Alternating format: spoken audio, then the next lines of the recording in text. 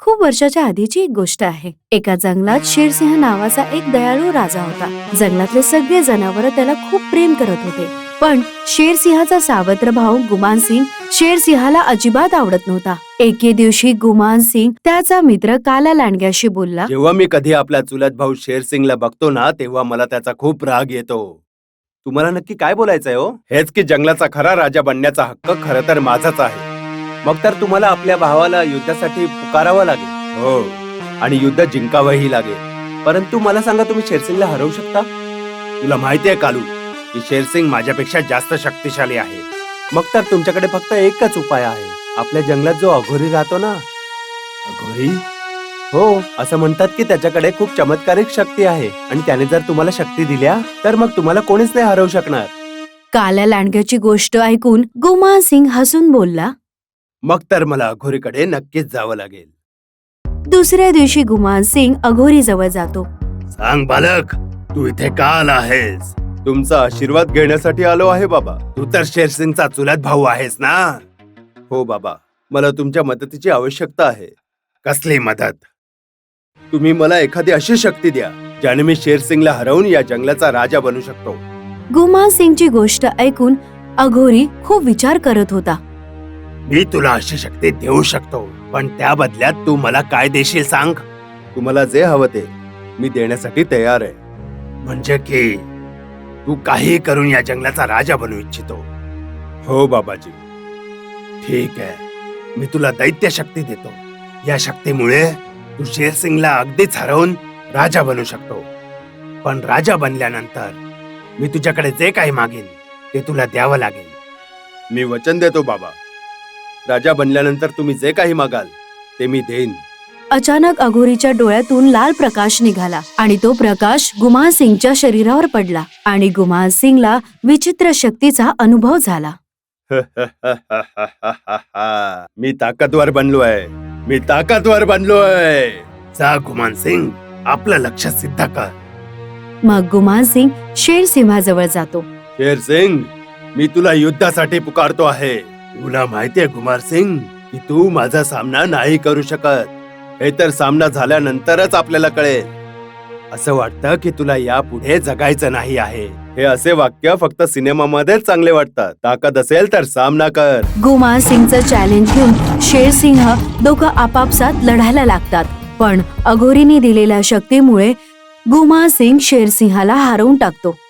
कळत नाहीये की आज गुमान सिंग मध्ये एवढी ताकद कुठून आली आहे. या वेळेला आपला जीव वाचवून इथून पळून जाण्यामध्येच शहाणपणा आहे. शेरसिंह स्वतःचा जीव वाचून तिथून पळून निघतो आणि गुमान सिंग त्या जंगलाचा राजा बनतो. दुसऱ्या दिवशी तो सिंहासनावर बसतो आणि तेवढ्या वेळात एक अघोरी येतो. या बाबा, आपलं स्वागत आहे. स्वागत नाही, वचन पूर्ण कर. तू मला वचन दिलं होतंस, हे लक्षात आहे ना? हो बाबा, मला लक्षात आहे. सांगा, तुम्हाला काय हवंय? माझ्या जेवणासाठी तुला रोज एखाद्या प्राण्याला मारून माझ्या समोर आणावं लागेल. बस एवढीशीच गोष्ट? हो, माझ्यासाठी हे खूपच सोपं आहे बाबा. तुम्हाला रोज एक प्राणी नक्कीच मिळेल. त्या दिवसानंतर गुमान सिंग प्रत्येक एकाचा जनावराचा शिकार करून तो अघोरी जवळ घेऊन जायचा. काही महिन्यापर्यंत असंच चाललेलं आणि बघता बघता जंगलातले अर्धे जनावर तशीच गायब झाले. या परिस्थितीला पाहून बल्लू माकडाने रात्री एक सभा बोलवली. हे बघा भावांनो, गुमान सिंगच्या अशा वागण्यामुळे आपल्या जंगलातनं अर्धे प्राणी निघून गेले आहेत. जर आज आपण काही नाही केलं तर उद्या आपला नंबरही लागू शकतो. तर मग आता आपण काय केलं पाहिजे? आपल्या खऱ्या महाराजांना भेटावं लागेल. हा, शेरसिंगला भेटून आपण त्यांना सगळं काही खरं खरं सांगू. तेव्हाच यातून काहीतरी ते मार्ग निवडतील. सगळे जनावर एकत्र येऊन शेरसिंहाजवळ जातात आणि सगळी गोष्ट सांगतात. तुमचं दुःख मी समजू शकतो.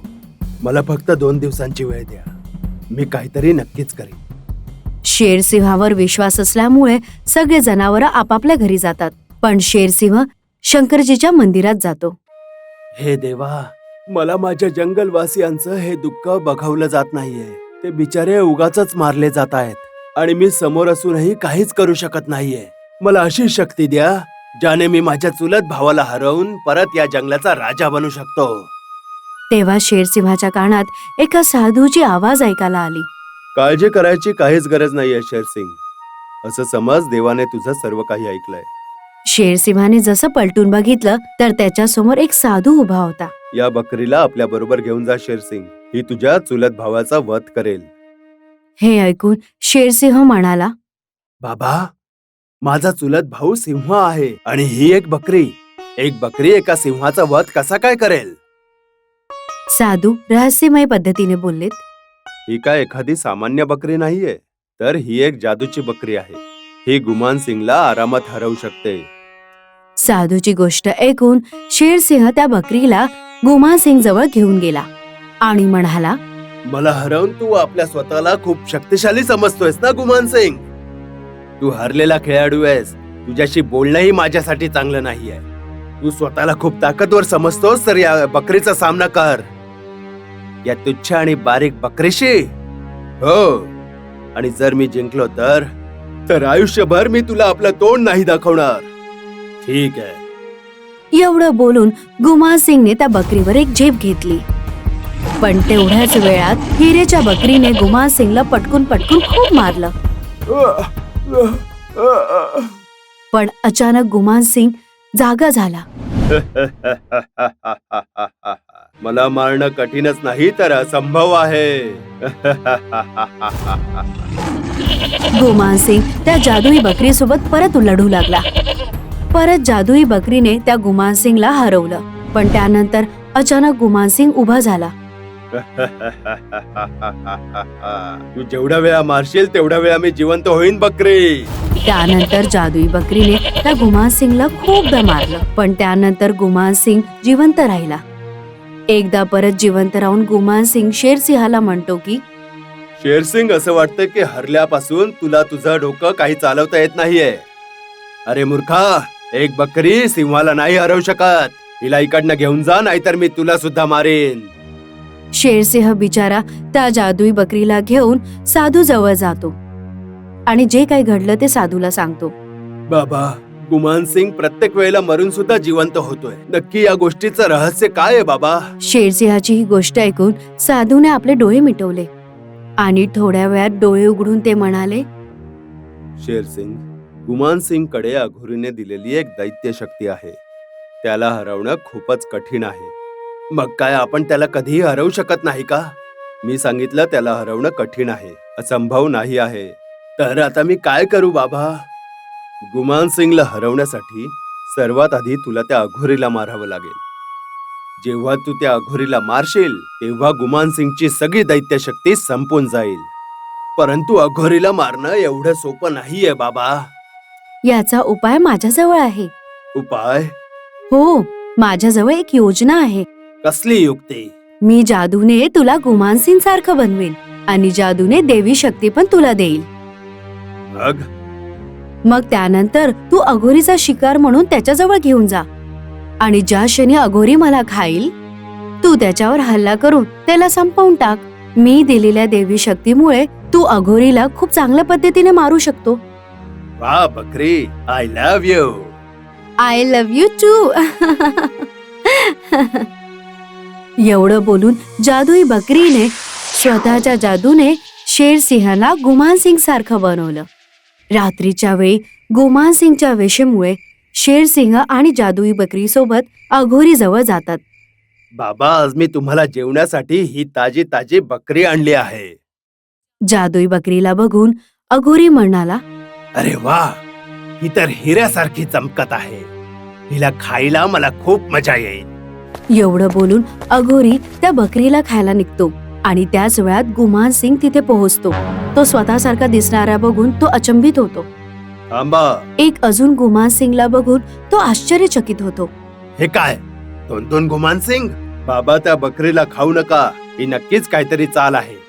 अघोरीला काही सामन्याच्या आधी जो गुमान सिंग झालेला शेरसिंह त्याच्यावर खूप हल्ला करतो आणि काहीच वेळात अघोरीला तो मारून टाकतो. अघोरी जसा मरतो गुमान सिंगच्या सगळ्या शक्ती संपून जातात.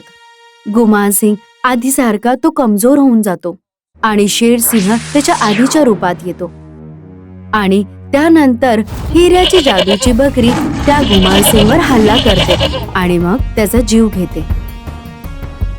शेरसिंह, आजपासनं तू या जंगलाचा राजा आहे. परत राजा झाल्यामुळे तुला अभिनंदन करते. एक खऱ्या आणि चांगल्या राजाला माझ्याकडनं खूप खूप अभिनंदन. एवढं बोलून जादुई बकरी आणि साधू बाबा तिथनं गायब होऊन जातात आणि शेरसिंह परत जंगलाचा राजा होऊन सगळ्या जनावरांची रक्षा करतो. परत शेरसिंह जंगलाचा राजा झाल्यामुळे जंगलातले सगळे जनावर खूप आनंदित होतात. ही गोष्ट अशा जंगलाची आहे की जिथला राजा सिंह प्राण्यांचं रक्षण करण्याच्या ऐवजी आपल्याच जंगलातल्या प्राण्यांची शिकार करत असे. पण आता त्याच्याकडून शिकार होत नव्हती.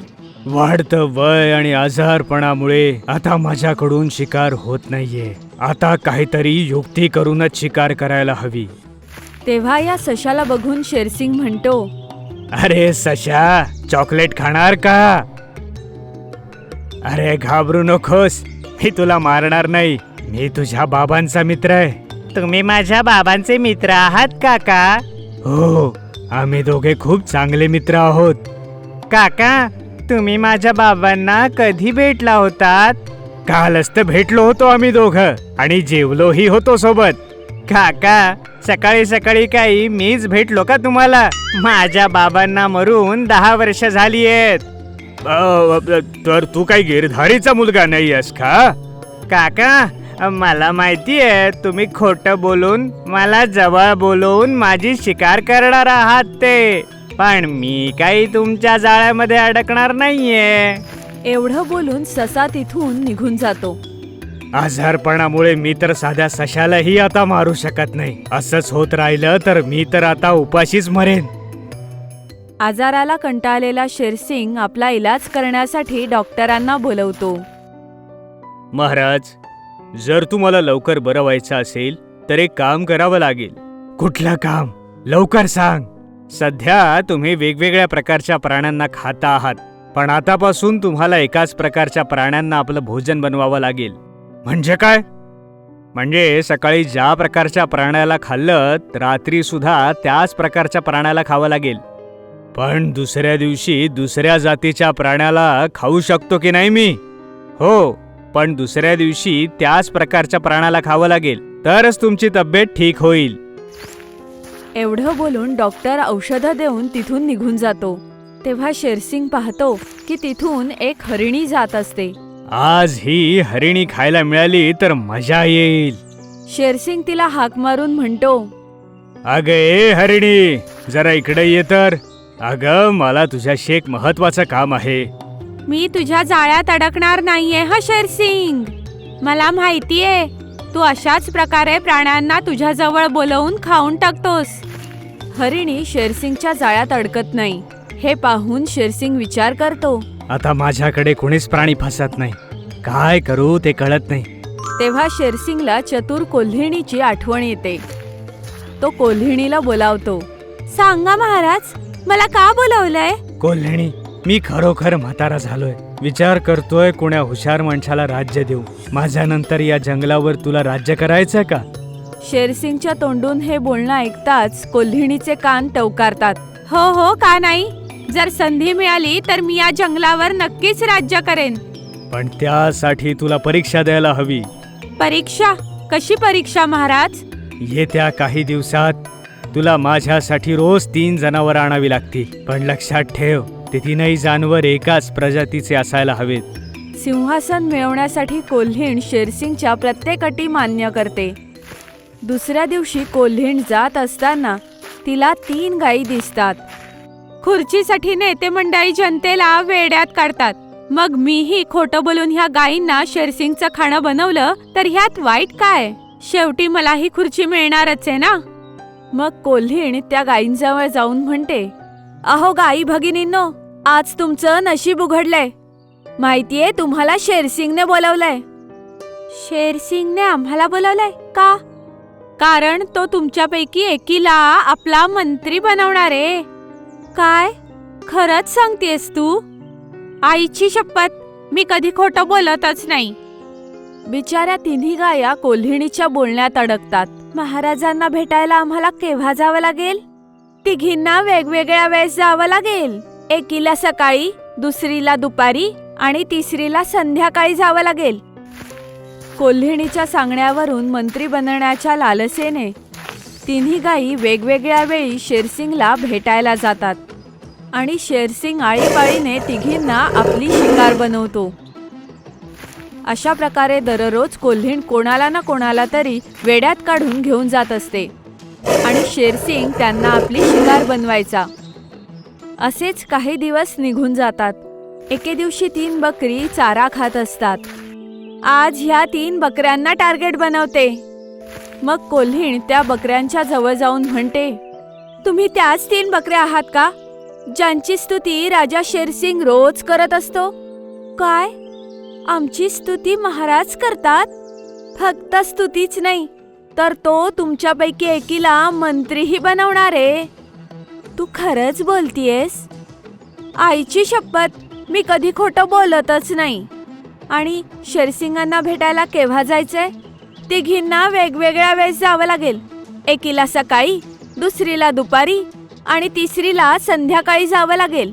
ठीक आहे, तर सगळ्यात पहिले सकाळी मी जाईल, दुपारी मी जाईन आणि संध्याकाळी मी जाईल. तिघी किती खुश होत आहेत, पण ह्यांना माहिती नाही की ह्या उद्या मरणार आहेत. मग कोल्हीण खुश होऊन तिथून निघून जाते. राणी, ही कोल्हीण आपल्याला वेडं समजतीये.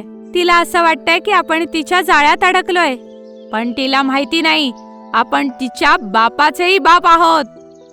महाराज, आज मी तुमच्यासाठी आनंदाची बातमी आणलीये. चांगली बातमी, लवकर सांग. महाराज, आजपर्यंत तुम्ही जड मांस खाल्लेलंय, पण उद्या मी तुम्हाला एक वेगळ्या प्रकारचं मांस देणार आहे. वेगळं मांस? हो, उद्या मी तुम्हाला बकरी खायला घालणार आहे. वाह, बकरी खाल्ल्यावर मी लवकर बरा होईन. आणि बरे झाल्यावर मला मंत्री बनवायला विसरू नका हा.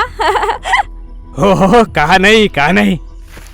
दुसऱ्या दिवशी सकाळी राणी बकरी शेरसिंगकडे येते. महाराजांचा विजय असो. महाराज, कोल्हीण म्हणत होती की तुम्ही मला मंत्री बनवणार आहे. हो, माझ्या जवळ ये, मी तुला मिठीत घेऊन तुझं अभिनंदन करणार आहे. तेव्हा हुशार बकरी मोठ्या चतुराईने म्हणते, महाराज, मला माहितीये की कोल्हीण खोटं बोलत होती. खरं तर तिने मला तुमचा मंत्री बनवण्यासाठी नाही तर तुमची शिकार बनवण्यासाठी पाठवलंय. बकरीचं बोलणं ऐकून शेरसिंग दंग होतो. महाराज, तुम्हाला मला मारायचं असेल तर निशंकपणे मारा, पण मला मारल्यामुळे तुमच्या जीवाला धोका निर्माण होईल. माझ्या जीवाला धोका? तो कसा? खरं तर मला एक मोठा आजार झालाय. जर तुम्ही मला तुमची शिकार बनवलं तर माझा आजार तुम्हाला होईल. राणी बकरीचं बोलणं ऐकून शेरसिंग घाबरून जातो. मला आजारी नाही पडायचंय बकरी, तू जाऊ शकतेस. जाता जाता बकरी शेरसिंगला एक गोष्ट सांगते. महाराज, तुमच्या आजारावरचा उपाय माझ्याकडे आहे, पण तो उपाय मी तुम्हाला उद्या सांगेन. एवढं बोलून राणी बकरी तिथून निघून जाते. दुपारच्या वेळी प्यारी बकरी शेरसिंगकडे येते. महाराजांचा विजय असो. सांगा महाराज, मी तुमची काय सेवा करू शकते? काय तुलाही माहितीये तुला इथे कशाला बोलावलंय ते? हो महाराज, तुम्हाला मला मारून खायचंय का? तरीही तू इथे आलीस? हो, कारण तुम्ही मला मारू शकत नाही. मी तुला मारू शकत नाही? कसं काय? माझ्या कुंडलीत लिहिलंय की जोही मला मारेल, माझ्या कुंडलीतील शापाने त्याचा मृत्यू होईल. हे ऐकून शेरसिंग अजून घाबरतो. काय, तू शापित बकरी आहेस? मी तुला नाही मारणार, तू जाऊ शकतेस. धन्यवाद शेरसिंग. एवढं बोलून प्यारी बकरी तिथून निघून जाते. पण जाता जाता ती शेरसिंगला हीच गोष्ट सांगते. महाराज, तुमच्या आजाराचा उपाय माझ्याकडे आहे, पण मी तो तुम्हाला उद्या सांगेन. जाता जाता दोन्ही बकऱ्या हेच सांगून गेल्या म्हणून शेरसिंग विचारात पडतो. दोन्ही बकऱ्या जाता जाता एकच गोष्ट बोलल्या, नेमकं काय आहे? मग रात्रीच्या वेळी दुलारी बकरी शेरसिंग जवळ येऊन म्हणते, महाराज, मला लवकर खाऊन टाका, खूप उपकार होतील तुमचे माझ्यावर. बकरीला मरण्यासाठी आतुर झालेला पाहून शेरसिंग विचारात पडतो. लोक माझ्याकडे जीवाची भीक मागतात आणि ही बकरी मरण्याच्या विनवण्या करतीये. शेवटी काय आहे? महाराज, माझ्यावर कृपा करा. मला लवकर मारून खाऊन टाका महाराज. मला लवकर मारून टाका. ए बकरी, मरण्यासाठी एवढी उतावीळ का झाली आहेस तू? नेमका काय झालंय? महाराज, मला एका योग्याने सांगितलं होतं की ह्या जन्मात तू ज्याच्या हातून मरशील, पुढच्या जन्मात तू त्याच प्राण्याचा अवतार घेशील. म्हणजे तू पुढच्या जन्मात सिंह बनणार आहेस? हो, आणि मला मारणारा माझा अवतार घेईल. म्हणजे मी बकरी बनणार आहे? हो महाराज. असं असेल तर मी नाही तुला मारणार, कारण मला बकरी बनायचं नाहीये पुढच्या जन्मी. मी जाऊ महाराज? हा, जा. ह्या वेळी जाता जाता दुलारी बकरी शेरसिंगला तीच गोष्ट सांगते. महाराज, तुमच्या आजाराचा उपाय माझ्याकडे आहे, पण मी तो तुम्हाला उद्याच सांगेन. ही बकरी सुद्धा जाता जाता मला तेच म्हणाली. नेमकं काय आहे? दुसऱ्या दिवशी सकाळी शेरसिंग तिन्ही बकऱ्यांची वाट बघत असतो. तेव्हा तिन्ही बकऱ्या येतात. मी तुमचीच वाट बघत होतो. तर सांगा बकऱ्यांनो, तो कुठला इलाज आहे ज्यामुळे मी ठीक होऊ शकेन? महाराज, जर तुम्हाला बरं व्हायचंय तर तुम्हाला कोल्हेणीचं मांस खावं लागेल, बकरीचं नाही. हो महाराज, कोल्हेणीचं मांस खाताच तुम्ही पहिल्यासारखे स्वस्थ व्हाल. आणि जर तुम्ही कोल्हेणीचं मांस नाही खाल्लं तर तुम्ही लवकरच देवाला प्रिय व्हाल. नाही, मला मरायचं नाहीये. मी आजच कोल्हेणीला मारून टाकेन. बरं, तर मग आम्ही येतो महाराज.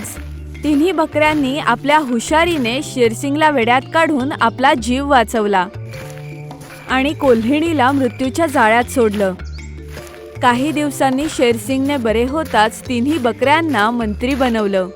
तुम्हाला जर आमचा हा व्हिडिओ आवडला असेल तर प्लीज आमच्या चॅनलला सबस्क्राईब करा. आणि हो, व्हिडिओला लाईक आणि शेअर करायलाही विसरू नका. धन्यवाद.